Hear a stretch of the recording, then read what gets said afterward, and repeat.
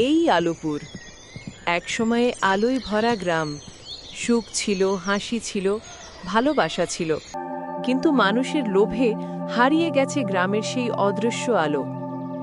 এখন আলোপুর যেন নিজের ছায়া হয়ে দাঁড়িয়ে আছে। দাদু মাটির ঘরে বসে পুরনো পাতার বই পড়ছেন। বাতাসে ধুলোর নাচ। ঈশান দৌড়ে আসে। দাদু, গ্রামের আলোটা সত্যিই ছিল?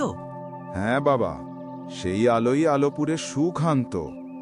কিন্তু মানুষের লোভ, স্বার্থ সব আলো কেড়ে নিল। কিন্তু আলোটা এখন কোথায় গেল?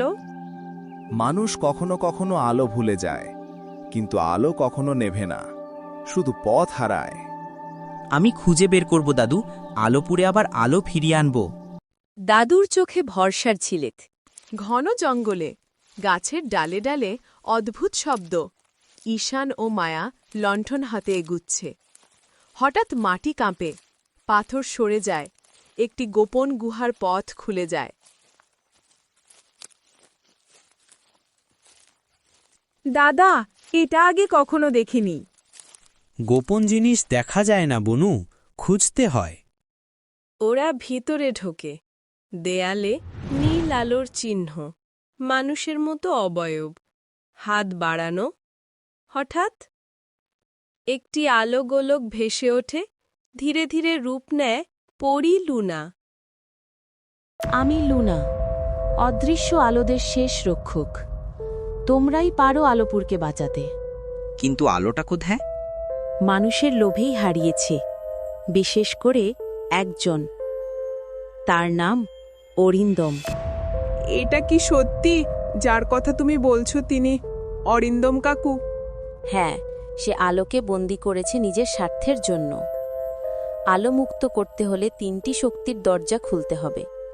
1 সত্য, 2 সাহস, 3 সহানুভূতি। আমরা প্রস্তুত। তাদের সামনে 3টি বিশাল দরজা ভেসে ওঠে। নীল আলোয় জ্বলজ্বল করা দরজা, দরজার মাঝে চোখের প্রতীক। যা দেখবে তা সত্য।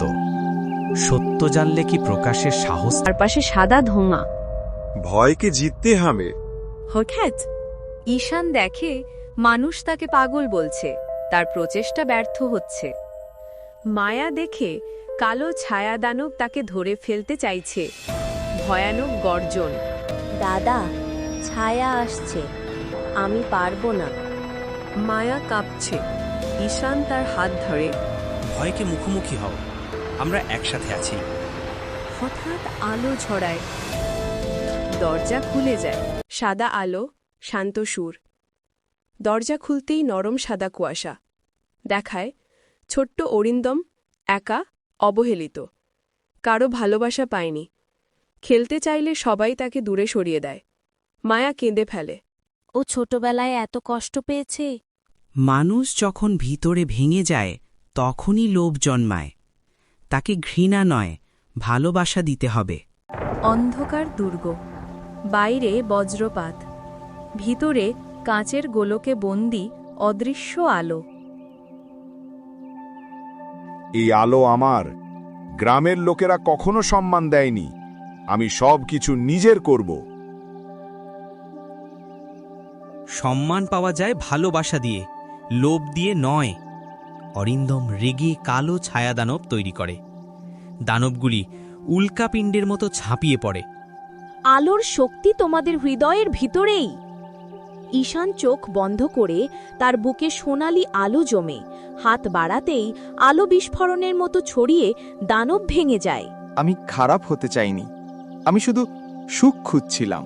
সুখ পাওয়া যায় ভাগ করে নেওয়াতে, একলা রাখলে আলো মরে যায়। ঈশান কাচের গোলকে হাত রাখে। উজ্জ্বল আলো বিস্ফোরিত হয়। পুরো গ্রাম বাতির মতো জ্বলে উঠছে। নদী সোনা রঙে ঝলমল, পাহাড় আলোয় রং বদলাচ্ছে। শিশুদের মুখে হাসি। অরিন্দম হাঁটু গেড়ে, আমি ভুল করেছি, আমাকে ক্ষমা করো। গ্রামবাসীরা হাত বাড়িয়ে দেয়।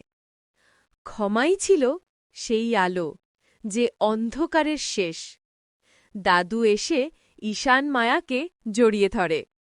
আজ তোরা আলোপুরকে সত্যি বাঁচালি।